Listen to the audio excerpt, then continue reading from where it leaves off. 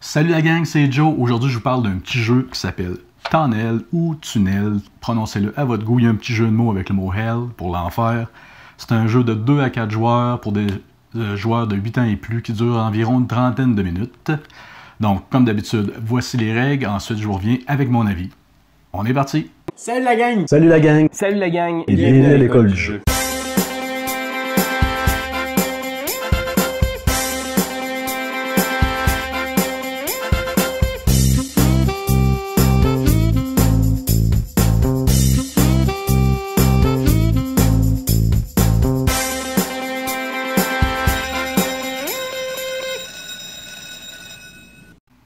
Donc, je tiens à remercier Distribution Le Valais qui nous a offert le jeu pour vous le montrer dans cette vidéo. Distribution Le Valais est un distributeur montréalais qui distribue des jeux depuis 1995 dans toute l'Amérique du Nord. Donc, pour la mise en place, vous allez prendre les cartes de fin de mine, les dead end, vous allez les mélanger, en conserver 3, en retirer une, les placer comme ça ici au milieu de la table. Vous allez aussi prendre les cartes mines qui sont représentées par les petites cartes avec un triangle et un petit bonhomme dedans. Vous allez en retirer au total 7. Vous pouvez décider d'en enlever 3 autres, 6 autres, 9 autres, un multiple de 3 afin de raccourcir la partie si jamais vous trouvez les parties un peu trop longues. Donc vous allez séparer en 3 piles égales que vous allez venir poser sur les dead ends. Et voilà. Ensuite vous allez prendre la pioche des nains qui sont les cartes bleues comme ça ici. Vous allez les mélanger, donner 4 cartes à chaque joueur. Ensuite, vous allez poser la pile proche accessible à tous. Vous allez en révéler 5 en début de partie. Comme ça ici. Vous allez également prendre les 2 cartes trophées, les placer à disponibilité de tous. Je reviendrai sur le fonctionnement tout à l'heure. Une fois tout le matériel placé et les 4 cartes de départ distribuées à chaque joueur, on peut commencer. Donc, autour du joueur, il y a 2 actions possibles. La première est simple. On peut ajouter une carte à sa main. Donc, on peut prendre n'importe quel nain qui est dans le fil et l'ajouter à sa main. On la remplace immédiatement. Il est à noter que tout le long du jeu, on ne peut pas avoir plus de 6 cartes en main. Si jamais on en a une 6e, on doit la discarter. Donc, la deuxième action sera de poser un nain en jeu. Donc, pour ça, il faut connaître les nains. Je vais donc vous les expliquer. Donc, première sorte de nains, les nains guerriers, qui sont les nains qui sont bleus ici en haut. C'est les nains qui vont nous aider à conquérir les mines et à battre les monstres. Pour les jouer, on va simplement les poser sur une mine vis-à-vis nous. Donc, si je suis assis ici devant la table, je vais les placer en bas. Si je serais assis, par exemple, ici à gauche, je viendrais placer mes nains comme ça ici. C'est assez simple. Dans le fond, on peut placer nos nains où on veut. Si jamais on place un nain avec une petite main rouge comme ça veut dire que ça va être le seul nain de notre côté qu'on va pouvoir placer. Donc si je place ce nain-là ici, je ne pourrais pas venir en ajouter un deuxième parce que la petite main comme ça ici. Donc la deuxième sorte de nain est le nain creuseur ici, avec la petite pioche, le fond vert. Le nain creuseur va nous servir à venir creuser la mine afin d'avoir des trésors, battre des monstres ou ramasser de la terre. Donc, une petite règle de pause, cependant, pour les nains creuseurs. Si jamais ici, 2 joueurs ont mis des nains guerriers sur la même mine, donc le joueur qui a le plus haut total aura le droit de creuser. Donc, si j'ai un total de 5, 2 plus 3, ici j'ai 6, 3, 2, 1, ça fait 6. Donc, ce joueur-là ici aura le droit de mettre un nain creuseur, par exemple, celui-là de 3, pour venir creuser de 3 étages. Une petite particularité des nains creuseurs, certains ici ont un nombre d'attaques. En fait, ces nains-là ne compteront pas dans le décompte savoir quel joueur a le plus haut total de guerriers, mais si on tombe sur un monstre dans la mine, on va pouvoir le battre à l'aide du nain creuseur. Si vous faites ça, par exemple, puis que le nain creuseur avait, par exemple, 3 pour creuser et 1 d'attaque, s'il dépense son 1 d'attaque, il ne pourra pas finir de creuser ces 2 autres cartes si jamais c'était sa première. Donc, le fonctionnement pour creuser une mine. Donc, je peux creuser de 3. Je tourne la première carte. Cette carte-là ici me dit que je dois me défausser d'une carte de ma main. Donc, je jette un nain ici. La deuxième, c'est un trésor ici qui vaut 1 point en fin de partie. Et la troisième, ici on a un monstre qui nous donne 2 points, qui demande une attaque de 2. Donc, je dois défausser des guerriers pour un total de 2. Donc, je vais jeter un 2 si j'ai aucune perte. J'ai exactement le bon total. Donc, je le mets ici à côté.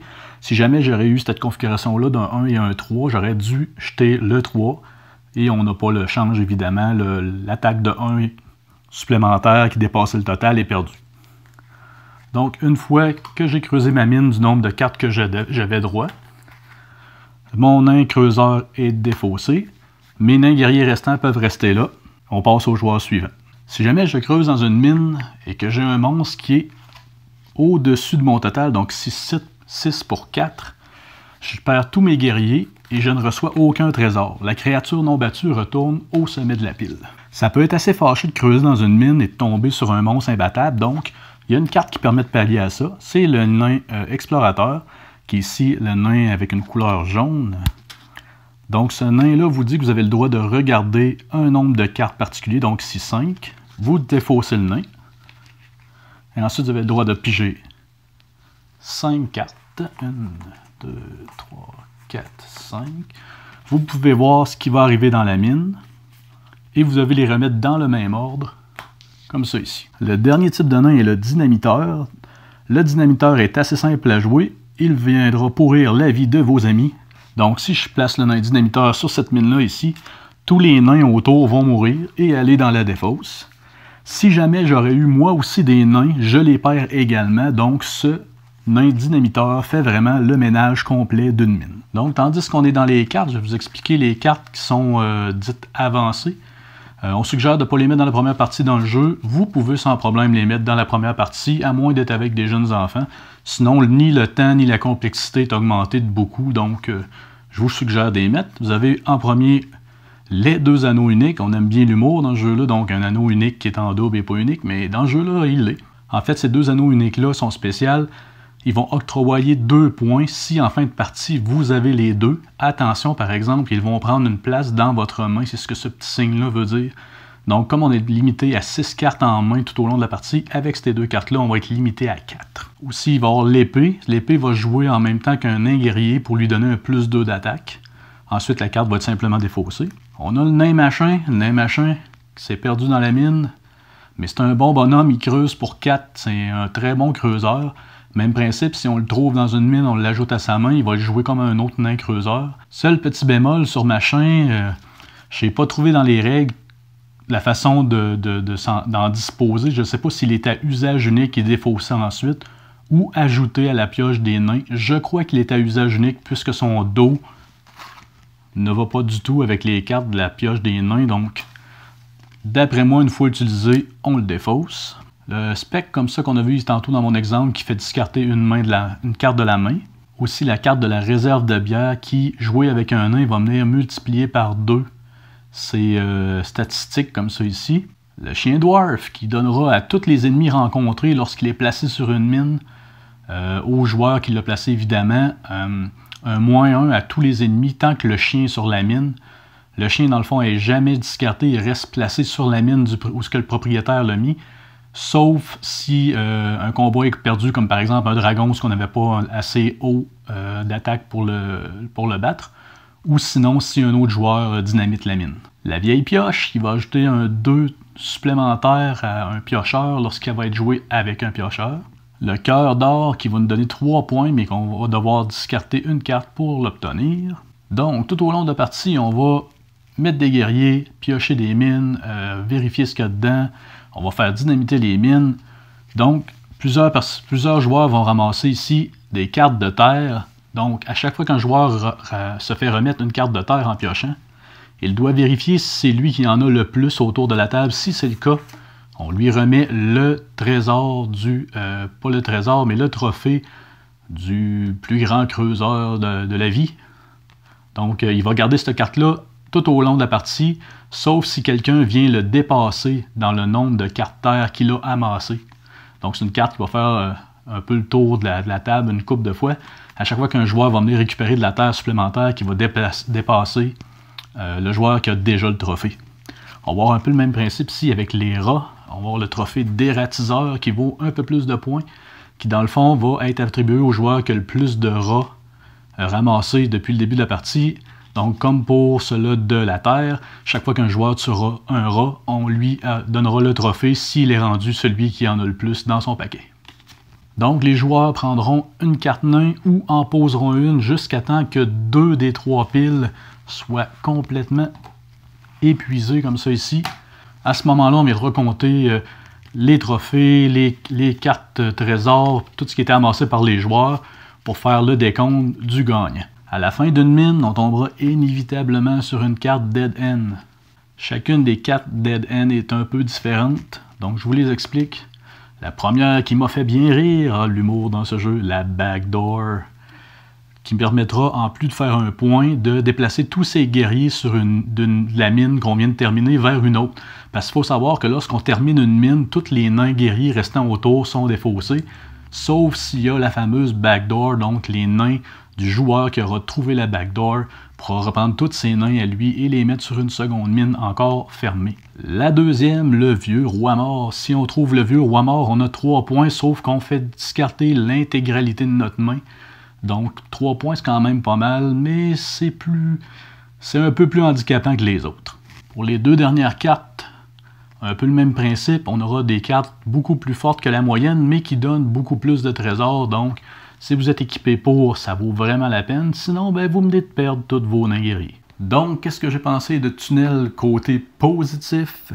Le visuel est très intéressant, une espèce de cartoon, bande dessinée, ça fait très bien dans le thème. Le livret de règles est rempli de jeux de mots qui sonnent très bien. Certains sont plus compliqués un peu. J'ai l'impression qu'il y en a une couple qui viennent de la version anglaise du jeu qui sonne moins française un peu, du genre Dwarf le chien. Sauf qu'en anglais, un chien qui jappe puis barf, fait que ça fait Dwarf, barf, comme s'il jappait. Faut connaître la chose en anglais. Je l'ai trouvé très bonne la première fois que je l'ai lu. Autre côté positif, la partie se joue rapidement. Ce petit genre de jeu-là, on apprécie bien que le jeu soit rapide. La mise en place est rapide aussi. Ça aussi, c'est super le fun. Le décompte des points rapide, c'est très rapide. Des petits jeux comme ça, c'est ça que ça prend. Donc, c'est un jeu qui est très, très abordable pour tous. Mon fils de 9 ans a joué sans problème. Il a eu un malin plaisir à dynamiter nos guerriers. Ça ralentit un peu la partie, mais c'était quand même bien drôle. Côté négatif, pas grand chose à dire côté négatif. J'aurais peut-être rajouté 2-3 cartes différentes pour la fameuse carte Dead End, la fin de la mine. Il n'y en a que 4 différentes, puis il y a toujours 3 mines, donc il y en a juste une qui est éliminée de la partie à chaque fois. Donc je l'aurais mis peut-être 6, question qu'on ait presque toujours des nouvelles cartes à chaque partie, ça aurait été intéressant. Sinon, j'ai rien d'autre à y reprocher. C'est le genre de petit jeu intéressant qu'on met sur la table et que tout le monde veut jouer. C'est super cool. Donc, c'est Tunnel, un petit jeu que j'ai bien apprécié, qui n'est pas ultra tactique, pas super compliqué, mais très plaisant à jouer et assez drôle. Autant pour toute la famille que pour les gamers qui veulent jouer un jeu plus tranquille un peu de temps en temps. Donc, Tunnel, c'était le jeu que je vous parlais aujourd'hui. Merci et à la prochaine.